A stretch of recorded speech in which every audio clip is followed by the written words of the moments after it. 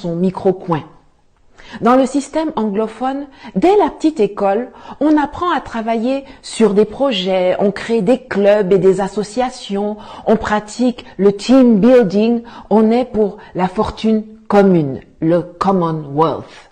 Le système scolaire francophone ne nous apprend pas non plus à défendre une idée ou à débattre.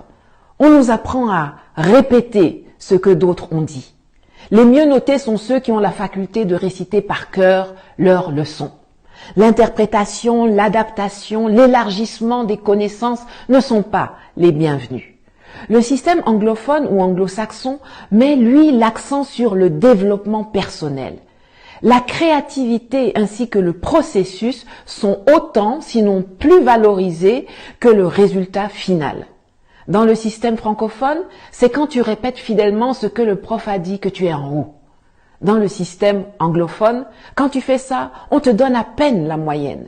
C'est quand tu fais tes propres propositions, quand tu apportes tes idées, quand tu enrichis le sujet avec le fruit de tes recherches que tu as faites sur Internet ou dans des livres, c'est là qu'on te donne des notes excellentes. Le système francophone nous enseigne que pour avancer, on a besoin de tuteurs, quelqu'un qui va vous prendre par la main, dont vous êtes dépendant.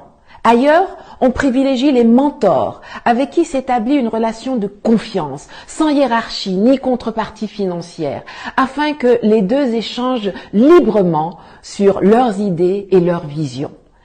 Sachant cela, on ne s'étonnera pas de voir avec quelle facilité les Africains francophones acceptent le fait d'être sous tutelle française, même jusqu'à l'ONU, où c'est la France qui a l'initiative des résolutions concernant le continent. On ne s'étonnera point de voir la France décider que c'est elle qui est la garante d'un processus de transition tordu dans un pays africain. La France décidait d'être la garante de la monnaie de 14 pays africains soi-disant indépendants depuis 1960. La France décidait ce qui est dans nos livres d'école. Le système scolaire francophone ne nous apprend bien évidemment pas à être des leaders.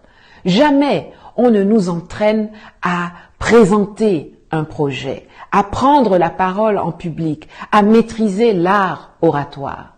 Et si dans ta famille, on ne t'a pas appris à te responsabiliser, ce n'est pas à l'école que tu seras formé à cela. Jusqu'au plus haut niveau de l'administration centrale, les effets de ce travers se font ressentir. Pour que quelqu'un puisse faire son travail, il attend des instructions. C'est comme ça que nos chefs d'État restent figés en attendant les ordres ou l'accord de Paris avant d'agir ou de décréter. C'est dans ça, vous voyez, sur instruction du président de la République ou du Premier ministre, le ou la ministre XYZ a fait ceci. Pourtant, il ou elle a une fiche de poste, une feuille de route, des objectifs et un budget. Mais non, il faut attendre des instructions. Tu es DG dans une société, dans un secteur donné, mais tous les jours, c'est toi qui attends les instructions. Tous ont peur de gérer, peur de prendre leurs responsabilités, peur de rendre compte. Le système francophone produit des suiveurs, des petits soldats, des gens dociles, des obéissants, des ventriloques.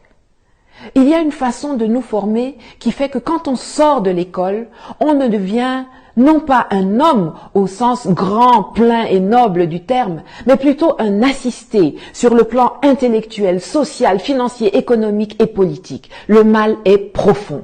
Comment peut-on se développer dans ces conditions ? Alors oui, il y a la nécessité de se réapproprier notre histoire. Oui, il faut qu'on apprenne qu'avant Thémis, il y avait Maat, la divinité égyptienne de la justice et de la vérité. Avant La Fontaine, il y avait Ésope. Et que De Gaulle, Leclerc ou Napoléon ne sont les héros de personne en Afrique, contrairement à Thomas Sankara, Jerry Rawlings, Patrice Emery Lumumba, Ruben Umniobe, Aline Sitoé Diatta, Anna Zinga, Winnie Mandela, Dedan Kimati, etc. Je vous recommande d'ailleurs la lecture du magnifique ouvrage de Karine Silla, Aline et les hommes de guerre, qui vous fera découvrir ou redécouvrir cette incroyable figure de la résistance sénégalaise, héroïne martyre de la lutte anticoloniale et méconnue dans le reste du continent, qu'est Aline Sitoé Diatta, et je vous mets le lien en commentaire. Alors oui, il faut que nous redéfinissions ce que nous appelons école en Afrique, pour que plus jamais des apatames et des paillotes qui s'enflamment pour un oui ou pour un non transforment nos enfants en torches, les faisant mourir